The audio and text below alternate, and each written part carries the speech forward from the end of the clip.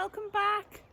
Today we are going to be doing an end of August plot tour. It is literally the end of August and this is coming to you the day that hopefully this will be going live, Wi-Fi pending, the day that I'm actually filming it. So it's 31st of August. It's my last day of holidays and we are doing a full plot tour. So we'll start off, I'll go into the greenhouse on the way out, but there's a few things changed since last month, or was it the month before when we did the last one? Anyway, but yeah, we'll start off up here in the vegetable plot. So I'm going to flip the camera around and get you showing what's going on, see what damage we've got here to cold frames, see what winter crops we've started getting in, and stop looking at my ugly mug. So I'll flip you around. So literally coming in through the gate that you've just seen me walk through, we've got the Tomati Tomatillos. Now these were inside, but there's no space for them, and they're not producing the actual fruits just yet, but as you can see, if nothing else, they've got hundreds of flowers and the bees are loving these guys.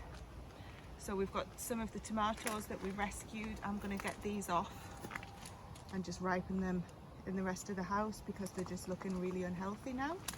More tomatillos, so these are the purple ones. Can you see the difference between these and the green one I just showed you, which actually this is another green one here, I think.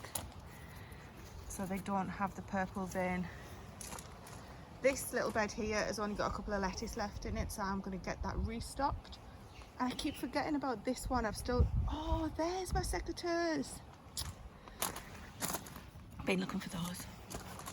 Yes, so there's nothing in this one just yet, and I keep forgetting about it, so I must get something in. So note to self, Tracy. So turning round, we've got sad courgette looking plants, some very happy looking tomato plants though. These guys here have just been left to their own devices, and oh my goodness, I have stripped the bottom leaves off a lot of them, and they are looking really good, really healthy compared to, we've got obviously had the blight. I'll give you an update on that. On the outside tomatoes, I mean, look at that, how many, that is just amazing. These big mamas, literally that's what they're called. On the sides. Oh, I hope you get time to ripen. So the tops are coming off these tomatoes because now it's all about ripening. No more growth really, given where we are. We've got pepper plants coming on well, beetroot not so well. I've left these in here as a sacrificial to these monsters. Can you see them? I really don't like caterpillars. One lonely beetroot that's coming out, and the peppers in here. I'm not sure what variety this one is actually, unless it's stunted. But yeah, polytunnel. Oops, covered in cobwebs. This is a cranberry bush, so I'm not sure why it looks to be browning. If you let me know if you know. And then we've got things that are waiting on either just being sown, so these are the overwintering onions. Got some giant kohlrabi, some kohlrabi, different varieties of spinach and lettuce. Definitely needs pricking out, they should have been done a while ago. Been busy. Lots of beans that are ready to go in. The usual contenders. Look at the difference between keeping something in a pot and putting it in the ground. Exactly the same sowing date on these pineapple sage. Feverfew is starting to come out. The chives after their drastic haircut, wow, just looking great again.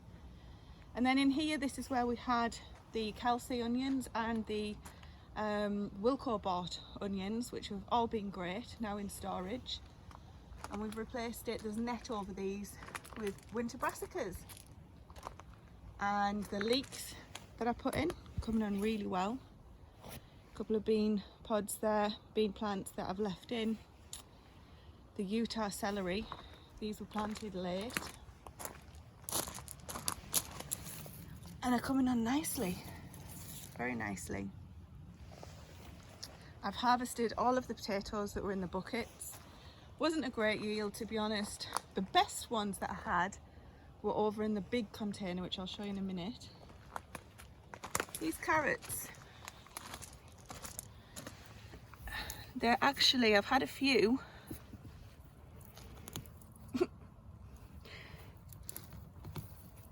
I hope they're a stump rooted variety, because if not, I'm missing some. Let's have a look. I've not looked at this one yet. Oh my god! Hi, carrot! Wow. Let me just see if this will focus in.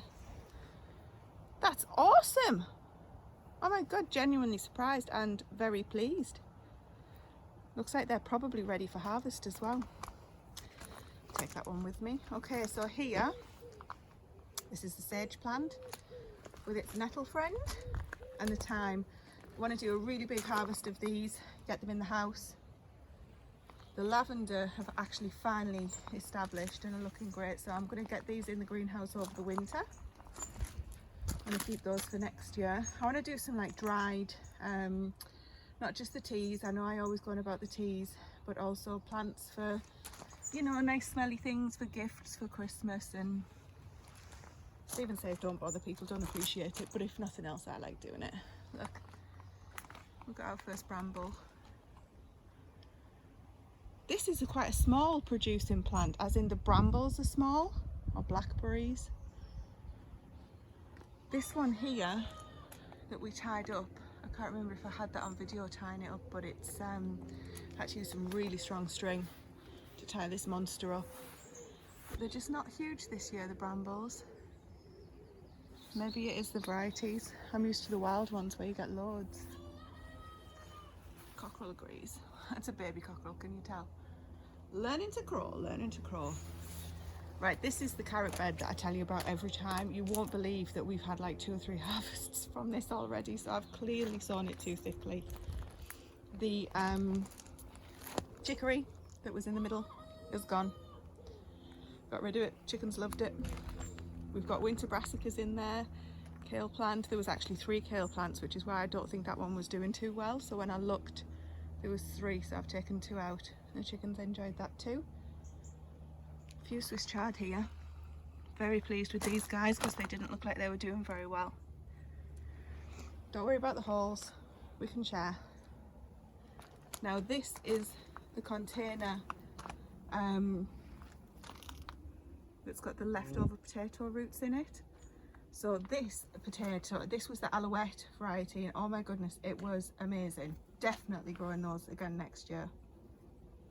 Now in front of it, this is the spearmint plant going to flower, and I don't know if you guys have experienced this, but it's either this spearmint, I'm pointing with my carrot, it's either this spearmint plant or this mace plant that the flies love. I don't want to attract flies. Anyway, doing well, managing to grow a fly plant. Here we have netted again. This is the rock and fort, the yellow. Oh look, I bet that was a cat.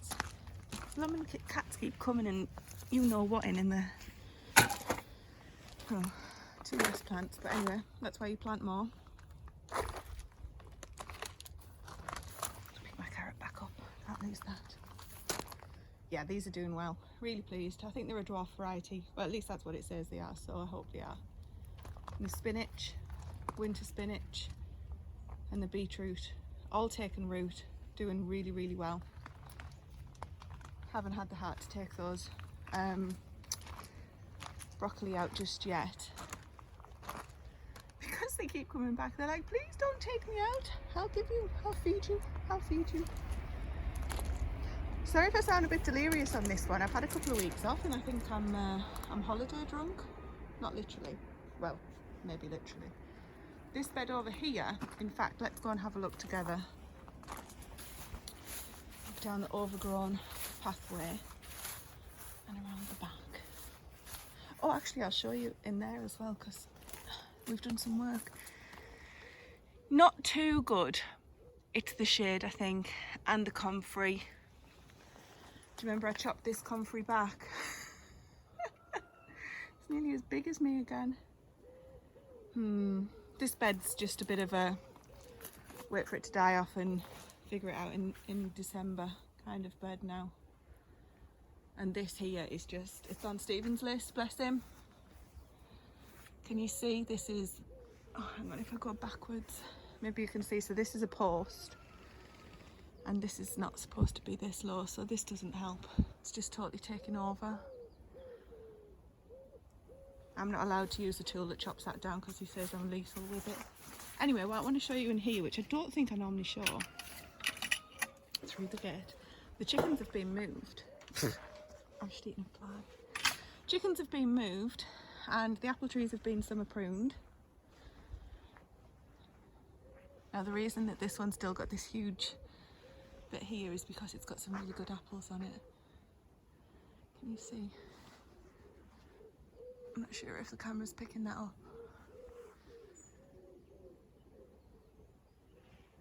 There's some great apples on that. And then we've got this one. Do you know, I think something's taken these apples. There was more than this.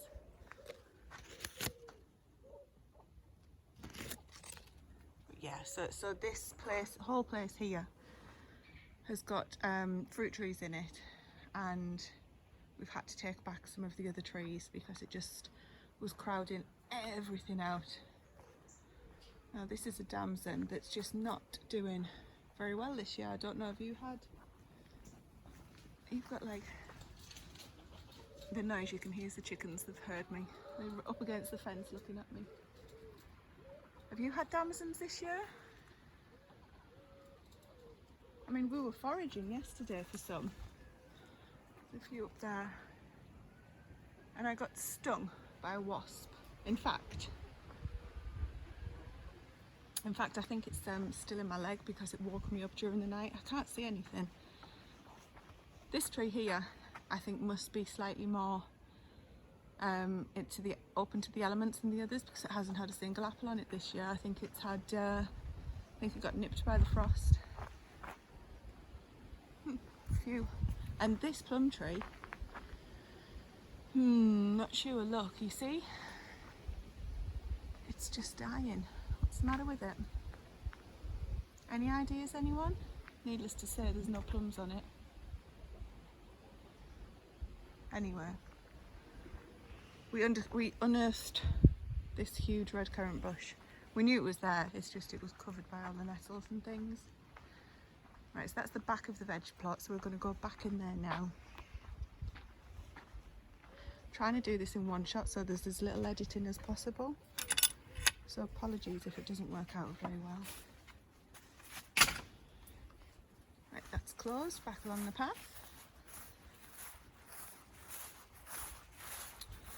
Now I think I told you, oh, that's horseradish and creeping thyme and weeds. And look, these are just ginormous. So yeah, I think I told you, what did I think I told you? Oh yeah, that's it, sorry, lost my track. About the nasty job we had, the horrible job. Well, it was weeding this. I don't know if you remember seeing this, but this was just so overgrown, full of weeds. Ah, look, apples. Now this apple tree is looking a lot better than the others. This is much more protected. In fact, I need to get out here and harvest these today. Otherwise the wasps are going to have them all.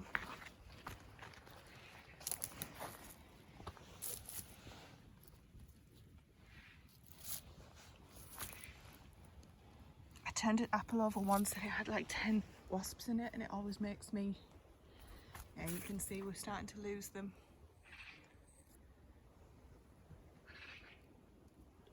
Time to get them. We'll share, not all of them. Anyway, sorry, I was saying, so we've weeded this space. And now we can see all of the ground membrane that we laid. Obviously needs fixing. Poor pears didn't work this year. Nothing else in this little orchard here did work either because of the frost. Everything got nipped. Right, so the rhubarb's starting to die back. This is such an early variety. I'm not, sorry, no, it's not an early variety. It's such a prolific variety. I'm not surprised that it's starting to die back. So we will leave that do its thing. I've got so much in the freezer, And the same for this bed here. We've had the best of the borage. The nasturtiums are still coming on strong. We've still got some chamomile. We've got a sunflower, a happy sunflower. And another one that's just thinking about starting. I'm not sure it'll have time. So this borage here now, there's a few calendula still. Pointing with my carrot again. This needs to come out to some degree now. These are my other rhubarb plants. And this here, I'll show you the difference.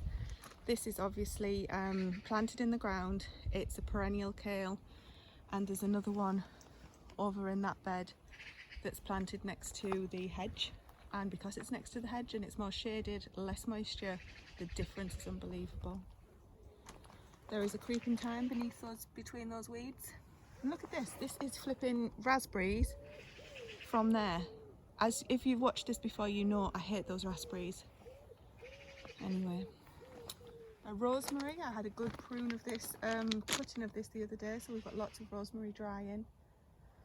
Right, in this bed here, these are white.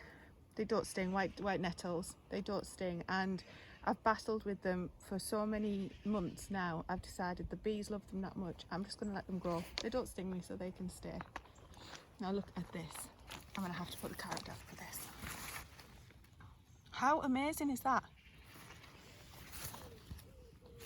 If you grow just one dwarf bean, let it be borlotties. These are staying on the plants to dry. They're amazing. I'm so pleased with them. We've got a few other beans here that have pretty much done now. This bed here was the strawberries, which is again freeloading.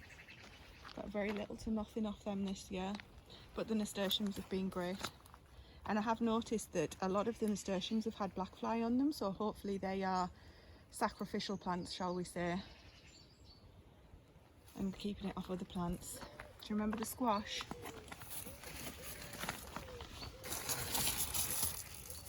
Way up, not doing too bad.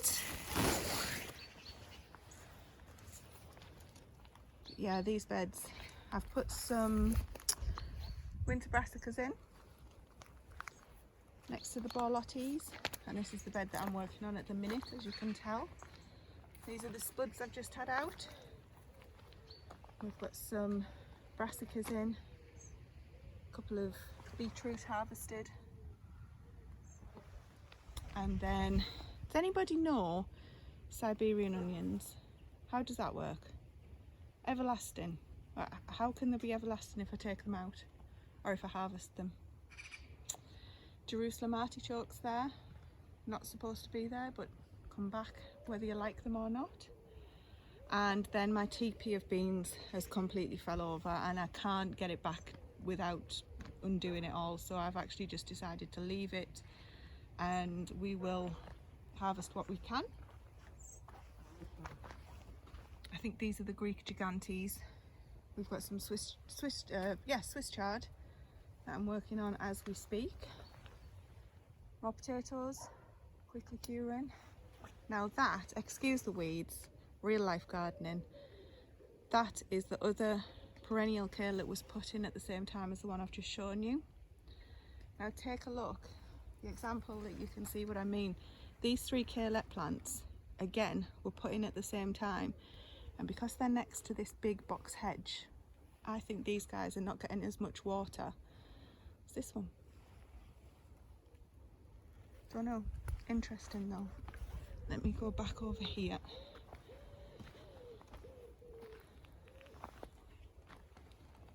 It's the asparagus with the ferns, the asparagus ferns.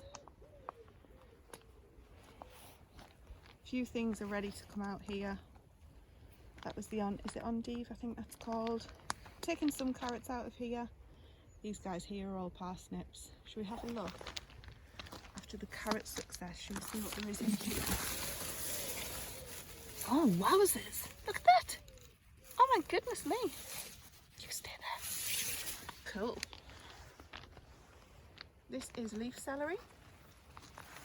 So I'll be harvesting some of this. And then amongst the weeds, I've got a red cabbage. That was a bit of a experiment, shall we say. Again amongst the weeds, because this bed's just got away from me, courgette. And over there there's some green beans as well. But this kale plant is so pretty, if nothing else. Sunflowers doing their thing. Ready to take those down now, but they've been feeding the birds as well. Back up here towards the asparagus. Now this bed is growing weeds as well as brassicas. This has been on my list and I just have not got to it yet. I'm not sure if these cabbages are going to go okay, because they, don't know, I'm not sure if they're going to work. But it is what it is. Can't get everything all of the time. This is the carrot bed. Do you remember this bed? Doing really well. So I'm pleased with that. And this is what I've been working on. I haven't been lazily doing nothing. These are all winter brassicas. Cauliflowers, cabbages, kale, different varieties. And this is the squash and weed bed. Starting to rain. But let's move on. I want to show you down the bottom and also to let you know the tomatoes that, the plants that had blight. Do you remember that I took the tomatoes off and put them in the barn to see if they would be blighted or not and see how they fare? My hat really wonky. Anyway, yeah, they didn't. Let me just close the shed. Oops. Yeah, they didn't fare well at all, so they all pretty much had blight. They succumbed to looking very inedible, and you wouldn't want to be eating those. So unfortunately they're all ready for the compost. I was hoping we'd get lots of green tomato chutney and stuff, but I mean, I'm not sure if we'd have made something from them before they turned. Would that have been okay? I'm not sure. Let's have a quick look in the greenhouse before we go down to the bottom plot. Hopefully this rain's just a quick shower. Let me turn you around. Now these tomatoes have pretty much all been stripped of the leaves, certainly at the front of the greenhouse, and they're doing really well. They're ripening nicely. We're getting some good fruit. Thankfully no signs of blight in here just yet. Excuse the rain. This Opalka variety I'm definitely growing next year. Look at the size of this leaf. These are just fun. This is the tomato tree that I always talk about. Had nothing of it, another freeloader, but hey. The peppers are doing good. They're still coming on very well, ripening lovely. Yet another harvest in here needed, so these will just be going in the freezer. And we've got all of these peppers here next to the tomatoes at the door that I've brought in from outside. They're doing fantastic. Now, the truth is, this front bit of the greenhouse is doing a lot better than the back bit. This just needs clearing out, to be honest. They look like there's a lot of red tomatoes there, but they're just not. Let me show you. Oops. They're like really dry skinned, like just don't, they feel just not, I don't know, just not good. That one's not too bad, but they're quite like rough. I've never had that before. So yeah, moving on from the greenhouse. I'm not sure what that is. Is that inconsistent watering again? You tend to find that the answer is always inconsistent watering. You're getting rained on, sorry. Way up. Nearly slipped over. We're going to walk down to the veg plot at the bottom plot now. I just made myself dizzy. I'm going to go down to the bottom plot now, have a look what's going on down there, because I've got something down there that I want to get you shown as well. Well, the weather is really against me today. Never mind. The sheep are shouting because they want my attention, they want some food, and the ducks and the chickens are also starting, so apologies for the background noise. Honestly, you'd think they were never fed. So this here is what I'm really pleased with. This is winter brassicas under the new tunnels that we got. Highly recommend those. So really what we did before, if you remember behind me here, I put two plants, so two plants next to each other underneath one tunnel. Now realistically these tunnels can only handle one cauliflower or cabbage plant. The ones that grow tall, like the Brussels sprouts or whatever, are no good under them really anyway. But yeah, one that when it gets to kind of cauliflower or cabbage size, you just want one plant that will be quite happy living underneath this tunnel, keep the butterflies off, predators, whether it's lambs, rabbits, whatever else we might get. Really pleased with that. What we are now suffering with is moles. So that's the latest in the story of what wants to get Tracy's vegetables.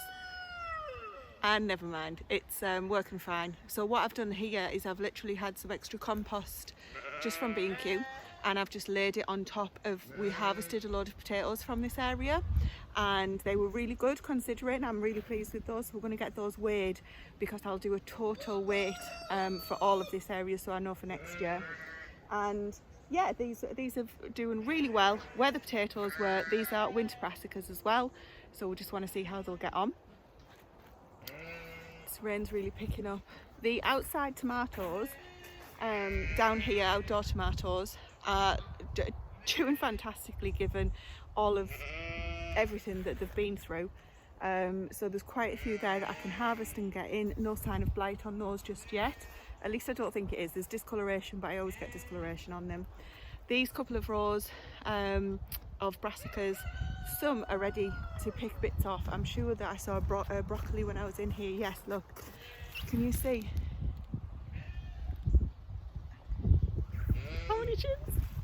Anyway, really pleased with that. Now, the other story here, these potatoes are dying off, but I do have a concern. What was that? Right, I do have a concern. This row of potatoes have suddenly just died off. We haven't had a frost. I don't know what it is. It doesn't look like blight. There's no stem discoloration. The leaves are turning though, so is that what potato blight looks like? Because the tomatoes were totally different.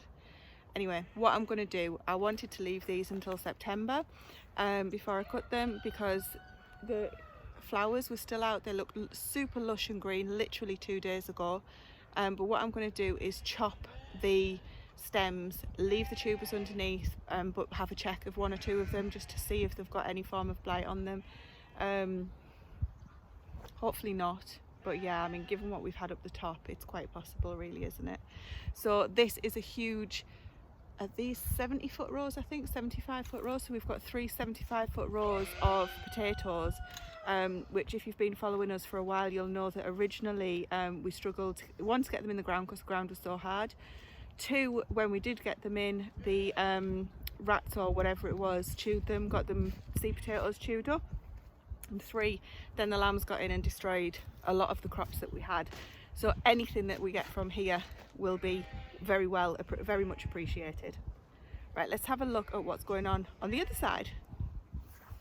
They're the tomatillos that are down here as well, doing absolutely fantastic. They're the tomatoes just there that we were with too. Now this celery here, did I show you this last time? Do you know, is that ready? I mean, how do I know when celery is ready? I've never grown it before. These Swede, unfortunately, they've been nibbled lots and lots on the leaves. But last time I checked, which wasn't long ago, the roots were doing okay, and they still seem to be. So keep our fingers crossed for those guys there. They're Brussels sprouts, which obviously get nibbled through the net. So that's the problem when these things grow taller. Obviously they hit the top of the net and the butterflies just land on them. Then we've got courgettes here, which have just been harvested. We've got some pumpkins. And then the squash are all over the place down here. Pretty messy end. We know that the story with this here, which is I'm doing as much manure as I can directly out of the field. which isn't, by the way, what's caused the death or the demise of these potatoes, because there's no fresh manure over there, just in case you were wondering, well, has the fresh manure touched the plants, etc. It's definitely not that. We've got some decent sized pumpkins through here too, squash and spaghetti squash, so I'm pleased with those. And then there's an uchikuri just there. So if you remember, Grace and I covered up this just to help me out, and this is my new muck heap that's starting here to go with that one too. So when I harvest the potatoes, they'll be going on both of these muck heaps.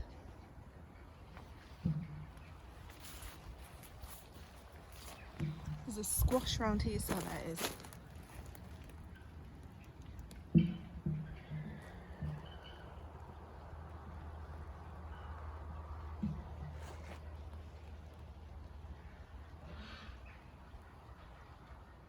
So I feel like that's not train.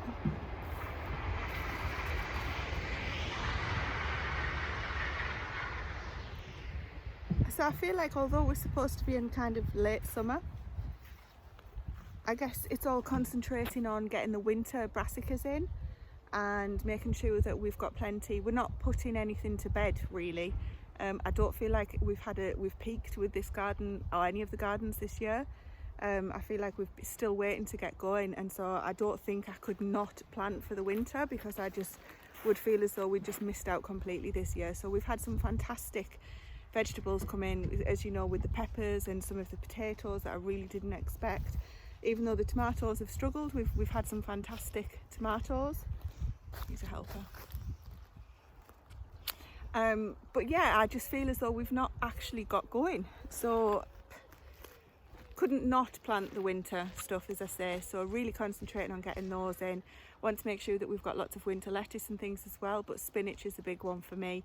Or the other good harvest that we've been having is carrots, although I know I was laughing at the stump rooted ones. I'm just using those in stock, by the way. I don't bin anything like that. You know, everything that you put your time and effort into growing has to have a place in the kitchen, as far as I'm concerned. Nothing should go to waste, which I'm not always good at. So don't let me convince you that I always use everything. Sometimes things just go to the sheep or the goats or the horses or the chickens or whatever, because, you know, life happens.